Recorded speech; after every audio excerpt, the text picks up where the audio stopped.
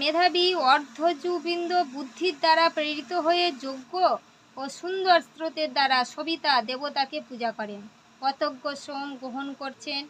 উপবেশনকারী দেববৃন্দের জন্য সংস্কৃত যজ্ঞস্থানে গমন করছেন। সোম আমাদের নিমিত্ত, দ্বিপদ ও চতুষ্পদ পশুগণের নিমিত্ত রোগশূন্য অন্ন প্রদান করুন। সোম আমাদের আয়ু বর্ধিত করে শত্রুবর্গকে অভিভূত করে যজ্ঞস্থানে উপবেশন করুন। হে শোভন কর্মকারী মিত্রা বরুণ, আমাদের গোষ্ঠ দুগ্ধপূর্ণ করুন, আমাদের আবাসস্থান মধুর রসে পূর্ণ করুন।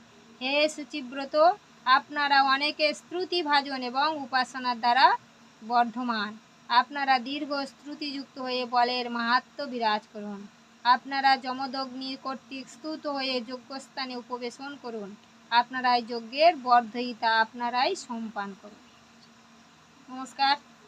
বেদ পাঠ করে সংস্কৃত নয়, এমনি সাধারণ